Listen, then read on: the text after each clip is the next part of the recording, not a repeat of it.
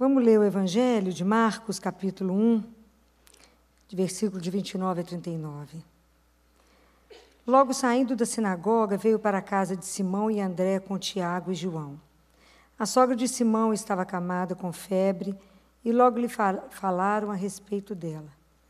Tendo-se aproximado, levantou-a, segurando-lhe a mão.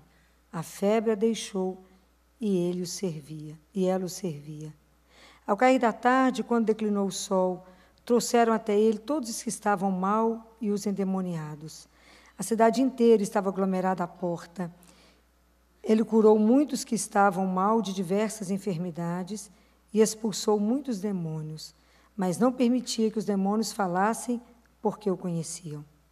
Muito cedo, ainda escuro, tendo-se levantado, saiu e afastou-se para um lugar desértico e ali orava.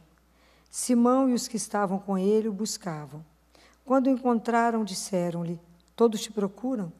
Disse-lhes: Vamos a outros lugares, às localidades vizinhas, para que também ali eu proclame, pois para isso saí. E foi proclamando nas sinagogas deles, por toda a Galileia, expulsando demônios. Palavra da salvação.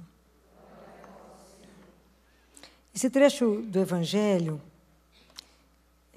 de Marcos, ele coloca para nós uma atitude de Jesus. Jesus estava na sinagoga, vai para a casa de Pedro, chega lá, fica sabendo que a sogra está doente, pega ela pela mão, coloca ela de pé, e a febre deixa, e ela é reanimada. Hoje, os exegetas têm estudado muito e falado muito, além das palavras de Jesus, dos gestos de Jesus. E um dos gestos que nós vamos olhar são as mãos. E a mão, ela fala muito para nós, porque às vezes a gente não presta muita atenção. Com a mão, eu posso te acariciar, ou eu posso te bater. Eu posso te acolher, ou eu posso te rejeitar. Eu posso te ferir, ou posso te curar. E Jesus usa muito as mãos. Quando os discípulos estavam apavorados, quando ele manifesta diante do mar e do vento, que ele manda o vento calar, o mar, tudo ficar quieto, que os discípulos desesperam diante dele e cai. Jesus toca os discípulos e fala: levantai-vos e não temais. Então ele toca para dar coragem, restaura. Com a sogra de Pedro, ele faz aquele gesto de intimidade. Ele chega, pega na mão, põe ela de pé, restaura, dá força, de pé, continua. Quando Pedro quer andar sobre as águas e afunda, ele segura em Pedro, agarra a mão dele, levanta Pedro e fala: por que duvidastes, homem de pouca fé? Então, Jesus é sempre essa mão que nos põe de pé. Ele é sempre a mão de Deus a caminhar conosco. Que é tão lindo que quando você vai estudar sobre a mão em hebraico é traduzida pela letra Y, que é a primeira letra de Iavé. Aquele tetagrama que a gente não pronuncia, IHVH, a primeira letra é a letra que simboliza a mão. Porque Jesus, para nós, ele é a mão de Deus, que Deus dá a todo ser humano que precisa de apoio, que precisa de uma companhia, que precisa de força, que precisa de uma coragem, precisa ser restaurado para estar de pé. Ele é a grande mão. Ele é a mão que está sobre a nossa mão. É aquela mão que nos sustenta, que nos protege, que nos guarda. É Ele.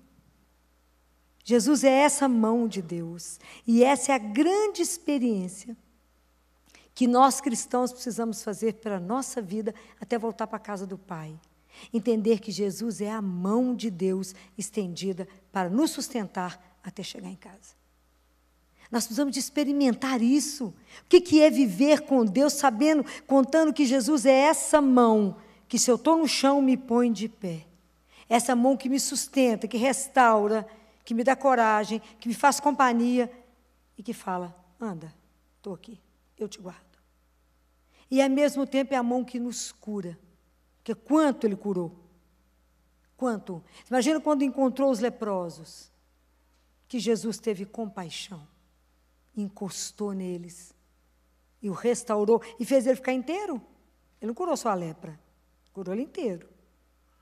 Então a gente aprende que quando a gente vê esses gestos de Jesus, que aonde está Jesus, tem a vida? Aonde está Jesus, cresce a vida? Porque a gente precisa entender que o nosso Deus é o Deus da vida. É o Deus que quer de mim e de cada um de vocês a plenitude. Ele quer nos ver felizes. Ele quer de nós a saúde. Ele quer a gente inteiro. Esse é o Deus que a gente crê. É o Deus que é apaixonado pela vida. Então, por isso que perto dele só tinha aqueles que não davam conta de mais nada. Aqueles que estavam completamente às escuras. Eram os cegos, os surdos, os endemoniados. Os miseráveis daquela época estavam todos do lado dele, porque era ele que gerava vida. Então, eles estavam perto dele mesmo, porque onde Jesus estava, tinha vida, crescia a vida. Então, esse é o Deus que nós temos que crer. É o Deus que quer a vida. E a gente precisa lembrar sempre disso. Porque, às vezes, quando a gente adoece, a primeira coisa que a gente pensa é que Deus está me dando alguma coisa pelo meu pecado. Essa é a coisa que eu mais escuto. Por qual pecado eu estou sendo cobrada? Fala, mas esse Deus seu não é o meu, não. Meu Deus é o Deus da vida, que nos ajuda a passar, sim, pelo sofrimento e por tudo que vem, mas é porque é a mão dele, é a mão que me sustenta. No Evangelho Apócrifo de Tomé, ele fala que a gente vai sentir a mão, a grande mão, sobre a nossa mão. Aquela mão que nos sustenta e que nos guia. Então, a gente precisa aprender com Jesus, que ele é o nosso modelo, de como é que a gente vai viver esse amor cristão. Porque a gente só vai conseguir compreender esse amor, essa compaixão que Jesus sentia, essa atitude dele de cuidar, porque não passava um doente, alguém que sofresse, não passava despercebido diante de Jesus. Se ele via alguém sofrendo, ele parava de fazer o que ele estivesse fazendo. Se Jesus estivesse rezando, ele interrompia. Ele não passava, se ele estivesse caminhando, tivesse alguém doente, ele não passava ao largo sem acudir quem sofria. O sofrimento do outro incomodava Jesus. E o que me apavora é ver que nós estamos ficando acostumados com a dor do outro. Que a dor do outro nem mais nos incomoda.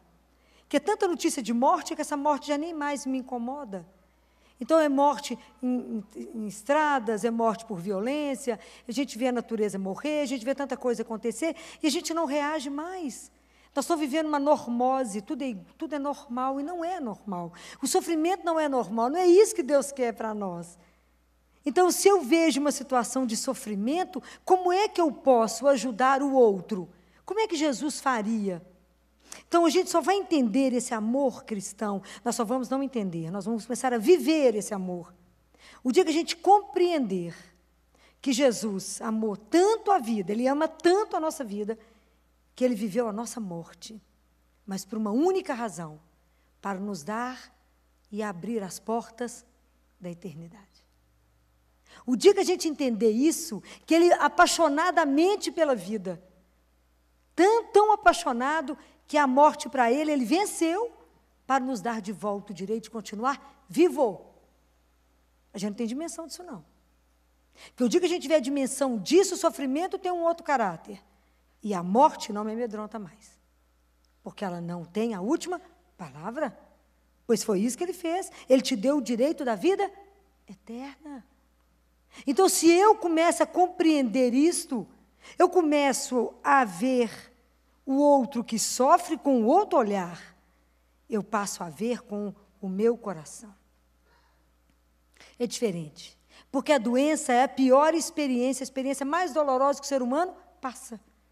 Sofrer, adoecer é muito ruim. Estar em um hospital é muito ruim. Não vou lá porque quero, vou lá porque é missão. Mas não por opção. Opção, eu quero é ver cheiro bom, coisa bacana, sentir trem bacana. Vou ficar vendo criança sofrer? Bacana, tem tanta coisa mais bacana para fazer. Não é a nossa opção. Como disse um senhor uma vez, doutor, só desculpa eu estar passando mal, mas é porque eu não gosto de hospital nem cemitério, eu só gosto de forró. Falei, só está certo. Esse negócio de hospital, de cemitério, não está bom, não. Realmente, forró é muito melhor, muito mais interessante. Mas é difícil. Então, como é que eu vejo o outro? Como é que eu fico do lado de quem sofre? Como é que Jesus fazia? Primeira coisa que a gente está ao lado de quem está doente, de quem está passando por uma doença, primeiro é estar ao lado do outro e ver e ouvir, não com seu olho, nem com seu ouvido, mas para me escutar aquele que sofre, eu tenho que ouvir com o meu coração. Porque eu preciso ver aquilo que ele não fala. Eu preciso entender e me colocar no lugar do outro. Então, não tem doente chato. Tem pessoa que está sofrendo. E é ruim demais sofrer. É ruim demais depender do outro. É ruim demais ficar doente. É ruim demais alguém ter que te dar banho, te trocar de roupa. É ruim. É muito ruim. É maravilhosa a liberdade de poder fazer o que você quiser. Então, como é que, se eu sou cristã, se eu assumir que sou discípula dele, como é que eu me porto diante daquele que sofre? Como é que eu me porto diante daquela situação que é inevitável? Como é que eu fico do lado de alguém que está se acabando? Como é que nós estamos nos portando como cristãos? Se eu tenho Jesus como modelo de que está lá, como que ele estava ao lado? Primeira coisa que eu tenho que fazer, eu só ajudo alguém que sofre ficando ao lado. Eu não posso ajudar alguém que sofre, ele estando lá na casa dele ou na minha. Eu tenho que estar ao lado de quem está sofrendo, de quem está passando por um processo que naquele momento precisa de ajuda. Então, como tem sido a nossa atitude? Como a gente faz diante daquilo que é inevitável? Por exemplo, mamãe me procurou e falou, doutora Filó, tenho 2 filhas, lindas. A segunda de 8 anos, linda. Um dia dentro de casa teve uma dor de cabeça. E aí descobriu que ela tinha, na verdade, uma malformação arteriovenosa cerebral. Já descobriu que ela teve uma crise convulsiva, rompeu, sangrou. E aí inundou o cérebro e não tinha o que fazer. Então, aquela criança que pula, corre, pulava e corria. E agora? Ela falou comigo, eu não aguento mais escutar a seguinte frase, sua filha poderia ter morrido, o caso é incurável, a doença é, não tem o que a ciência é ser feito. E aí? Ela falou, e aí, doutora, eu vou enterrar minha filha ainda viva? E aí? O que nós vamos fazer? Eu falei, e o pai dizia para mim, mas eu estou orando, doutora, por uma cura? Eu falei, a primeira cura que acontece é no nosso coração, de aceitar aquilo que a vida não pode mudar. Eu falei, então aqui nós vamos ter que discutir milhões de coisas. Milhões. A primeira, a consciência de que eu sou finita, vulnerável, frágil e acabo a qualquer momento, posso acabar. Segundo, que nada me pertence, muito menos os filhos, eles são só me dados por um tempo, e o tempo que precisar, retorna. Mas agora ela está assim, nós vamos fazer o quê? Falei, nós vamos voltar com ela para casa, né? Sim. Então, vamos começar a pensar no básico. Qual é o quarto que essa menina vai ficar? O que vocês sugeriam para a família? Falei, o que mais bate sol, porque ela não pode ir ao sol, o sol vai até ela. Então, vamos colocar um quarto que bate sol? Vamos colocar uma janela aberta para ela? Ela não gostava de flor? Vamos pôr flor. Ela gosta de música? Vai ligar uma música. Ela gostava de ler? Conte histórias. Mas a gente não sabe se ela está te ouvindo, eu acho que está. Mas minha filha vai vegetar? Não, preste atenção. Essa palavra não pode existir na boca de um cristão. Existe um mistério que nos habita, e ele se chama Deus. Nós não podemos explicar, mas Deus habita em cada um de nós. E porque Ele habita, ninguém vegeta. É ali Deus que sofre. Já muda tudo. Já mudou o olhar. Falei, vocês vão ter que dar conta de cuidar de uma criança que era de um jeito, e agora nós vamos cuidá-la de outro jeito, mas a vida ali ainda resiste. Ela está ali, então nós vamos fazer o melhor que a gente pode. Isso nós vamos cuidar. Com amor, com paciência, que as pessoas falam. Como eu gostaria de cuidar de Jesus, doutora Filó? No seu filho doente. Em alguém doente que você está perto de você. Ali são as chagas para você poder cuidar. É assim. Não podemos fazer nada por ele, fazemos pelo irmão, porque ali ele habita. E assim nós fazemos. E falei, e aí vai ter uma estrutura toda que vai entrar na sua casa. Secretaria de Saúde lá do interior está te ajudando. Então, vai o médico na sua casa, vai a fono na sua casa, para estar com sono, com traqueostomia. Então, nós vamos aprender e abrir um leque de tudo diferente na sua vida. E ela vai comer por aqui, nós vamos pôr na boca dela, falar, aqui você está comendo tal coisa, vamos sentir gosto. É um trabalho difícil, dificílimo, mas é assim que a vida se apresenta. Então, é assim que a gente vai ficar de pé e vamos cuidar. É assim, por quê? Porque eu creio, a alma está inteira e um dia ela será restaurada. É fácil viver isso? Não. Haja fé. Mas é por isso que nós estamos aqui rezando. A gente não sabe o que a vida nos aguarda. Mas eu falei com eles, afirmar que Deus existe quando a vida é muito boa, isso é fácil para todo mundo. Até ateu afirma que Deus existe. Vira a vida do avesso e assume que Jesus é o Senhor. Não é brinquedo. Mas tudo isso pode ser transformado. E as famílias que conseguem viver essa experiência, é maravilhoso, porque há uma transformação radical em todo mundo. Porque todo mundo se transforma, porque há uma presença nova em casa. Eu falo, nós vamos ter que ter a coragem de cuidar. Tem que ter a coragem de ser essa mão de Deus que acaricia. E de, ao mesmo tempo, sentir a mão de quantos outros que Deus mandará na sua casa para te ajudar a permanecer de pé. É assim.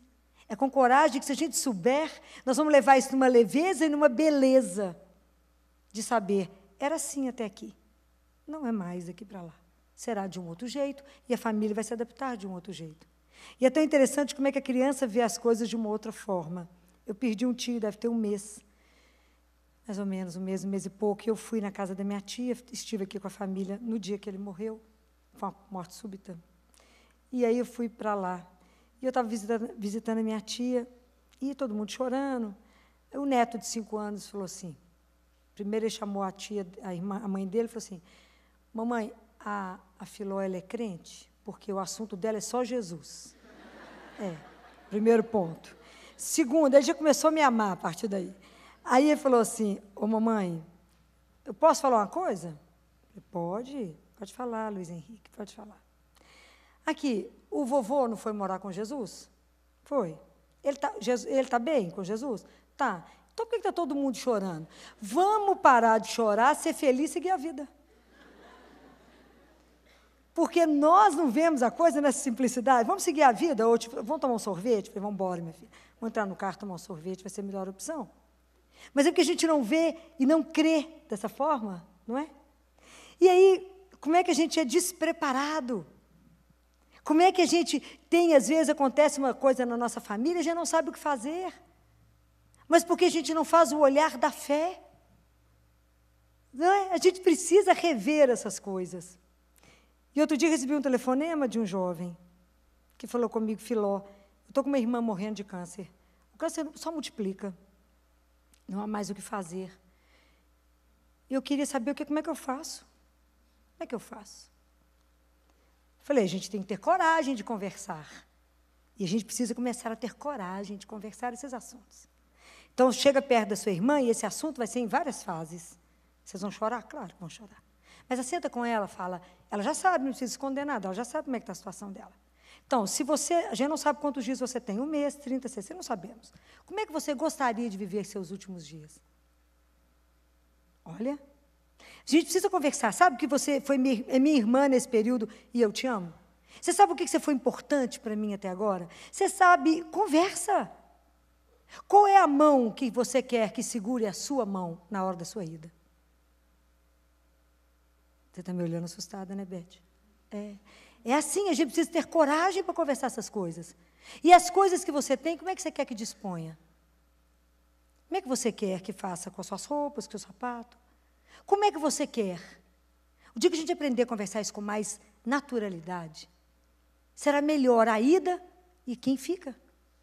Isso não vai tirar a dor da saudade, a dor de partir, a dor de entender que eu amo e não possuo, e que tudo na nossa vida é por um tempo, até a gente chegar diante de Deus e ter tudo eternamente. Por aqui é só um aprendizado. Fala, vai, meu filho, você já acabou a sua missão, eu estou pelejando para ir atrás, né? Aquela luta. Mas com animação, sabendo quem é que nos sustenta, porque não estamos sozinhos.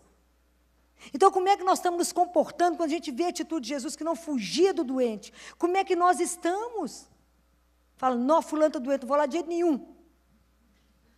Então, qual que é o maior sofrimento daquele que está doente grave? É a solidão. Porque as pessoas não vão visitar? Não vai, mas a conversa serve para nada. A pessoa fala, nossa, eu estou mal, não estou bem. Você fala, imagina, você está ótimo. Está com a cor ótima. Está mais para Deus me chama que Deus me ama. Mas a gente tem que aprender a ter coragem de dizer, realmente não está bem. O que você quer? Você está com medo de quê? A gente precisa ir até o outro que está doente, dar a ele coragem, dar a ele força, dizer para ele da esperança, dizer para ele que a gente tem um pai, que a gente tem uma pertença. E que a morte e a doença não vai acabar com ele, porque a vida é eterna. Mas se vocês não tiverem isso dentro de vocês, vocês vão dar o quê para o outro? O pavor de vocês diante do que está acontecendo com o outro. Fala, nem vou lá, nem vou falar essa doença, vai que pega.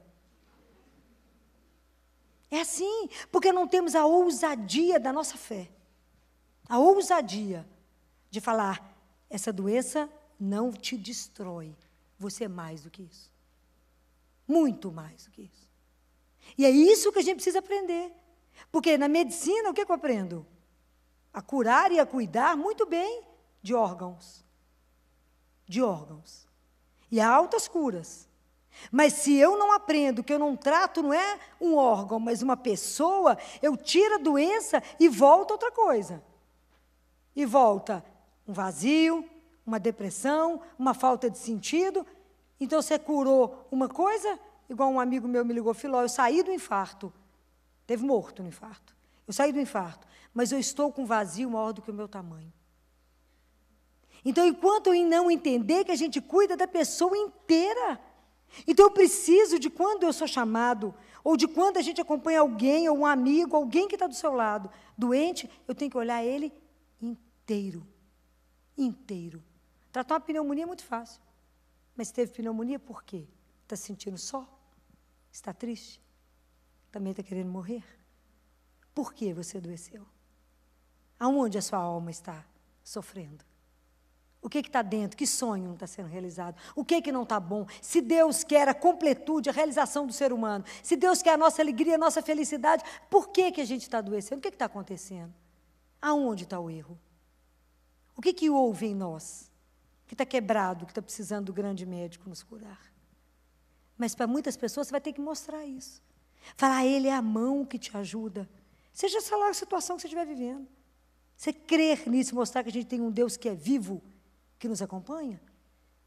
Porque com tudo que Jesus curou, o mal continua no mundo, a doença continua no mundo. Como é que nós estamos conduzindo uns aos outros? O sofrimento dela, linda, me preocupa? Eu olho para ela e falo assim, a mulher linda dessa nem tem sofrimento.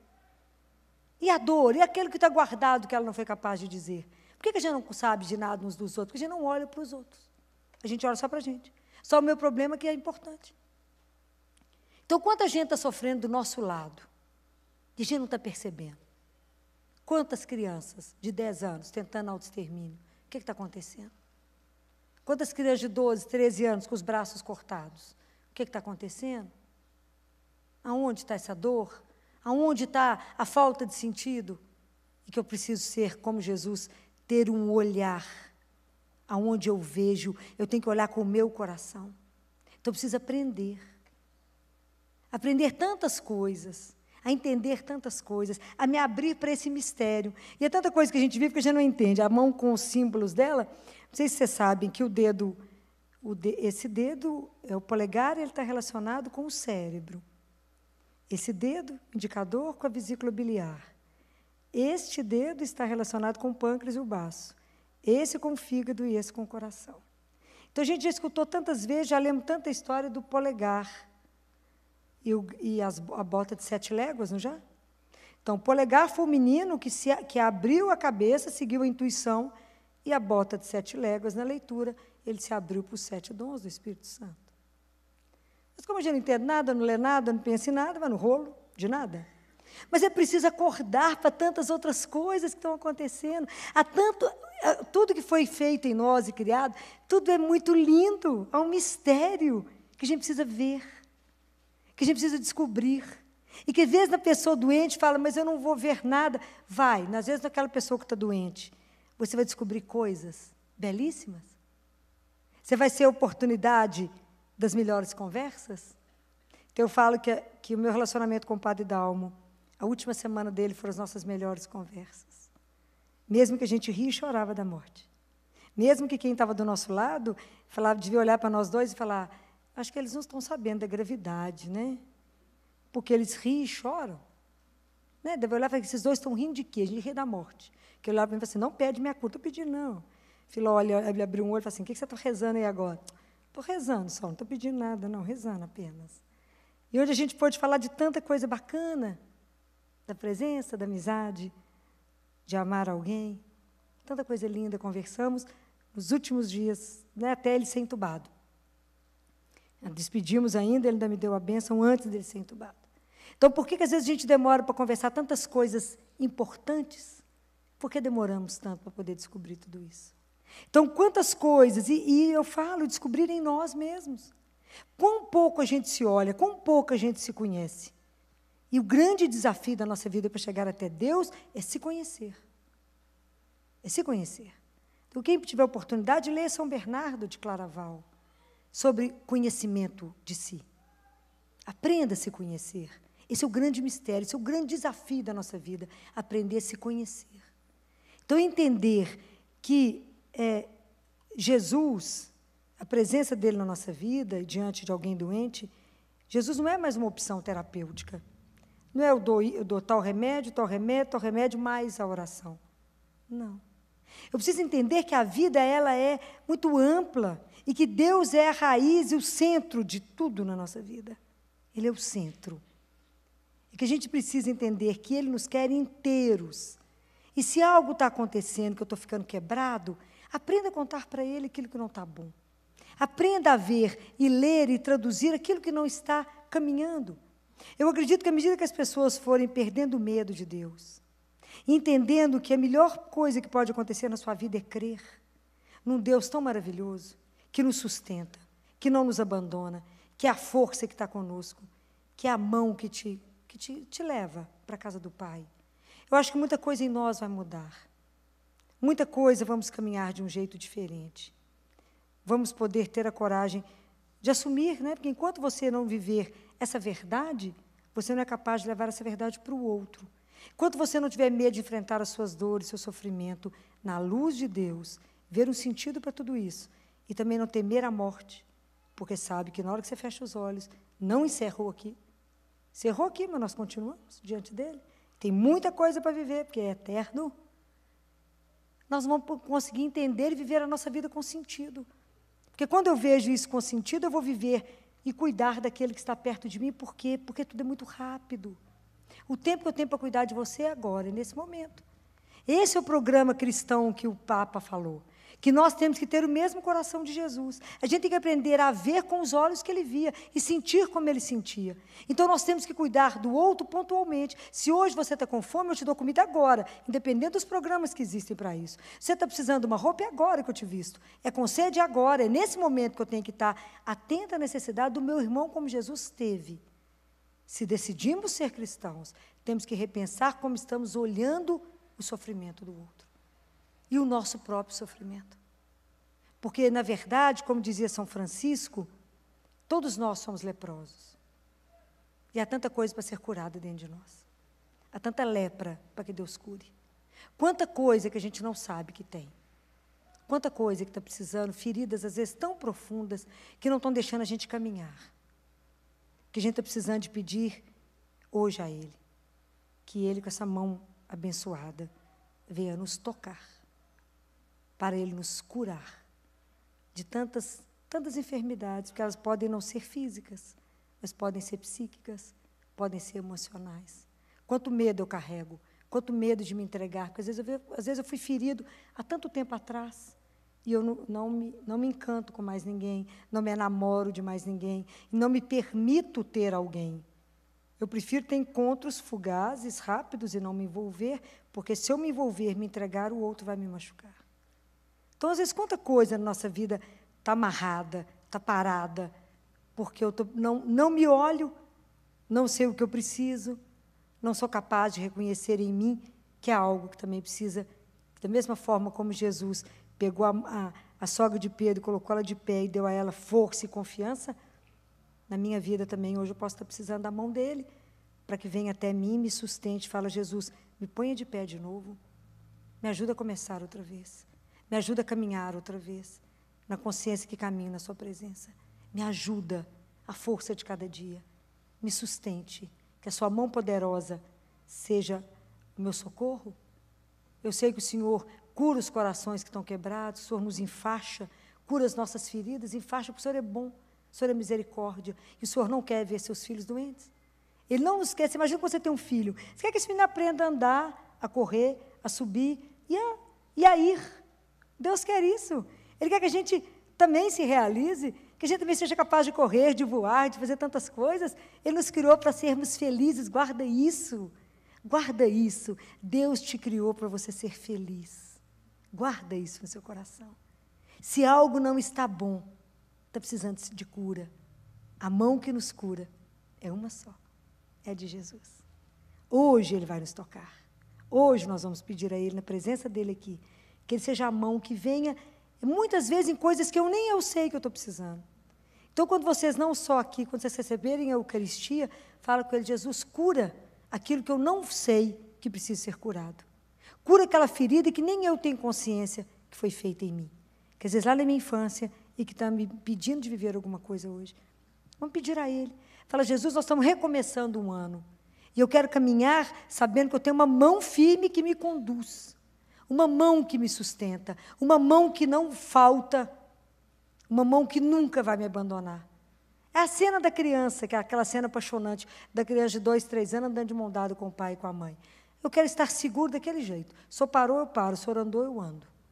É assim, entregue. Hoje eu quero sentir a sua mão sobre a minha mão, sobre o meu coração, sobre a minha cabeça, sobre as minhas costas e falar: de pé, estou aqui. Com aquela certeza que Ele é Deus que não nos abandona, mas que nos acompanha. Deus nos acompanha. E seja lá a situação que você estiver vivendo, e amanhã você estiver vivendo alguma dor na família, alguém que está doente, seja de que forma for, assente do lado e veja, se coloca no lugar do outro. E perceba o que o outro está precisando. E seja para essa pessoa a extensão da misericórdia de Deus. Seja para o outro a extensão dessa mão de Deus que cura. Mostre para ela, conta para ela sobre Jesus. Conta para ela quem é o Senhor de todas as coisas. Ajude ela a rezar e chamar Jesus, que é o nosso grande médico, o nosso grande mestre. Ajuda as pessoas a serem felizes, porque esse é o projeto do Pai.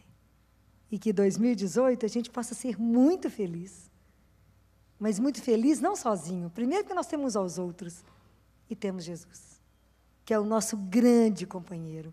Que ninguém saia daqui com essa dúvida no coração. Que a gente é amado incondicionalmente. A gente é querido, a gente é desejado. E se algo não está assim, se você não está se sentindo assim, nós vamos colocar isso para Ele agora. Falar: Jesus, tem um negocinho dentro de mim que nem eu sei que está ruim. Tem algo dentro de mim que eu não estou me deixando ficar feliz. O que é? Entrega, que vocês vão sentir que bálsamo é a mão de Deus. Como é que Ele tira a dor? Como é que Ele nos alivia? Como é que Ele nos sustenta? Nos restaura? Quantos de nós hoje precisamos ser restaurados? De começar a acreditar de novo que a nossa meta, o fim para que fomos criados, é para a felicidade. Por enquanto, aqui ela é curta, ela é por algum tempo, mas somos destinados a uma felicidade eterna. É que a gente não tem dimensão disso. Mas podem crer, essa é a verdade do Deus que veio nos revelar. Então, vamos fechar os nossos olhos. Vamos pedir a Jesus hoje 2 graças. A primeira, que Ele nos cure. Vem impor, Senhor Jesus, tenha misericórdia de cada um de nós, de todos os seus filhos aqui. A começar de mim, os seus leprosos, Senhor. Lepra da alma. Que o Senhor estenda essa mão bendita que Deus permitiu que conhecêssemos. Essa mão que venha nos curar, nos aliviar, nos restaurar, nos colocar de pé, para que a gente possa caminhar. E que o Senhor nos dê essa consciência de sermos amados, desejados, criados para a felicidade. E que da mesma forma como o Senhor nos restaura, faça de nós extensão da sua mão misericordiosa na vida de tantos que estão sofrendo. Que assim seja, Senhor.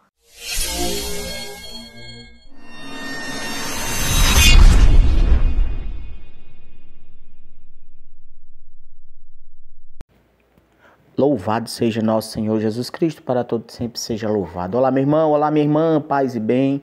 Mais um vídeo da nossa querida doutora Filó. Eu vou deixar aqui créditos ao canal da doutora Filó no YouTube, tá bom? Vou deixar o link na descrição desse vídeo. Se você quiser conhecer a doutora Filó, vai lá e se inscreve no canal dela, escuta as grandes reflexões. Uma mulher muito ungida, muito abençoada, cheia do Espírito Santo. Que Deus a abençoe sempre. Créditos ao canal da doutora Filó. Meus irmãos, se você chegou aqui até agora, você assistiu esse vídeo completo, eu te peço, vem conhecer o meu canal de Cima dos Telhados. Conheça o meu canal de Cima dos Telhados. Deixe teu like, deixe teu comentário, compartilha e especialmente se inscreva, ativa o sininho de notificações e vamos lá, todos os dias levando e anunciando a palavra de Deus. Estivemos e sempre estaremos reunidos em nome do Pai, em nome do Filho, em nome do Espírito Santo. Amém. Paz e bem.